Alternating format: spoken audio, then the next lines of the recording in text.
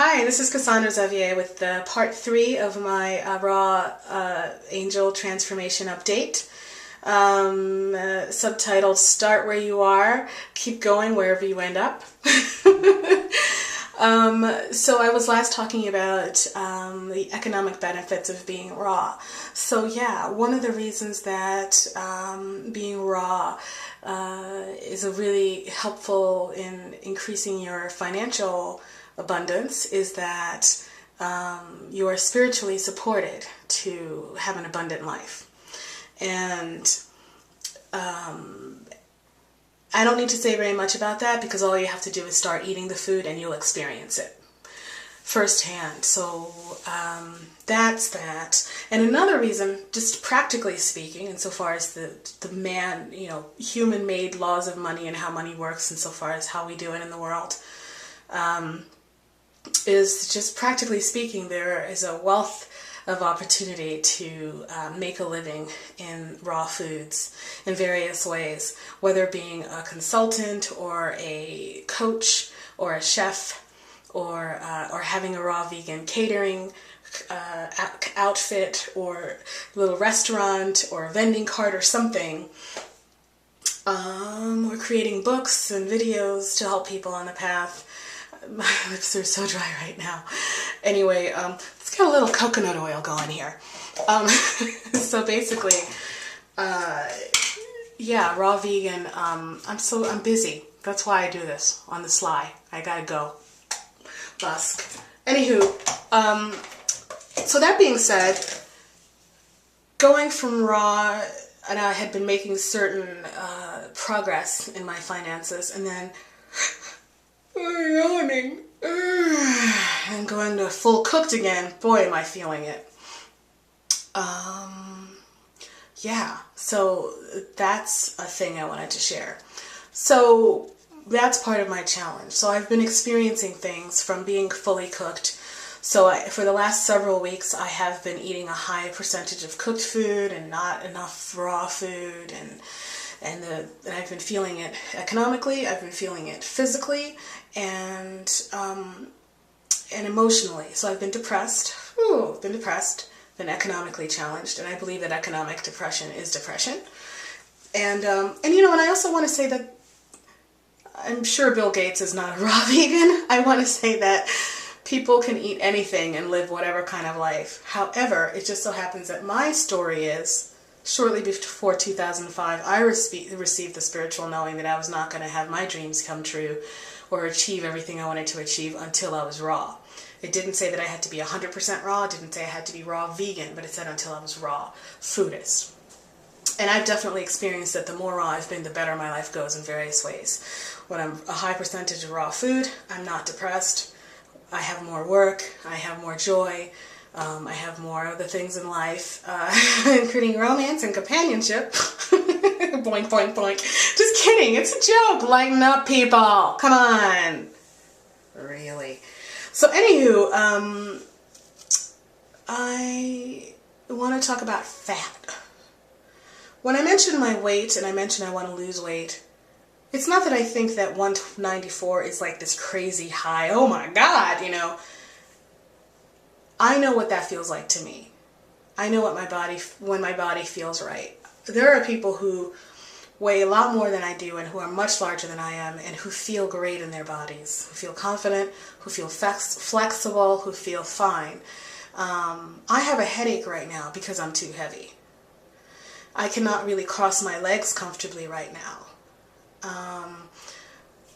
My rings don't fit me as well. I don't feel really confident. I don't feel supported mentally. Like I have to work way too hard just to basically break even. I have to pep talk myself constantly all day. And why? Because I've got a pasta in me right now. And I'm wheat allergic. You know what I mean? So it's basically, my goals are to lose weight, not because I think that I'm not very attractive at this weight, or not because I think that this weight, it's not healthy for me. Like, I know how my body is responding to it, and it's not healthy for me. So those are what I want to say. So I just say those figures, but it's totally up to you what works for you. So it's not a judgment at all. If you weigh if you weigh 220 and you're happy and beautiful and healthy, wonderful. If you weigh whatever, it's my, those are my figures for me. So I guess I want to now say, since this is going to be the last posting of this thing, I want to say what I'm going to doing. What I've prioritized is going back to meetings and working the program of recovery from compulsive overeating and doing service and using all the tools of recovery and, being a very high percentage raw again, doing the other things that I do to, increasing my exercise and doing all those things. And to that end, I want to say that what helped me achieve the results that I did before, the releasing of 30 pounds and all these things, is focusing on when I had done it before. Because I had realized for weeks and weeks I'd been just thinking, oh, I'm so heavy, I'm so out of shape, I'm so, whatever. And it wasn't really helping to motivate me to get to that place of making a difference about it. But when I started remembering when I lived at Arnold's Way, when I worked at Arnold's Way, when I lived in Arnold's Raw Supportive House, when I was losing weight, and what my life was like then, how empowering it was, how sexy it was. And by sexy, I mean, you ever hear business people look at an ad and they say, that's sexy? That's kind of what I mean. I'm not using that term to mean exactly what it sounds like. I'm using it in a very broad term to mean desirable, good stuff. So that's what I'm focusing on. I'm remembering, so the whole start where you are, this is a nice way to wrap up. Start where you are and keep going where you're at. The start where you are thing, I was going to support group meetings for compulsive overeating for weeks and weeks and weeks before I started actually doing the program or becoming abstinent from compulsive overeating. So, and by the way, my story is just that I'm recovering from compulsive overeating, and I'm using raw foods as my primary tool. And the reason it's called Raw Angel Transformation is because the angels helped me get into this program. And so I'm using spirituality, angels, raw vegan food to achieve my dreams of becoming a very successful world-traveling singer and achieve the ideal weight and things like this. So I would go to meetings. And after a meeting, I would walk to a restaurant and stuff my face until it was hurtful, till it hurt. Then I would go home, and even then, I knew I was making progress. I would go to another meeting, and then that would happen again. And then at some point, I went to a meeting, and I did not go to the restaurant.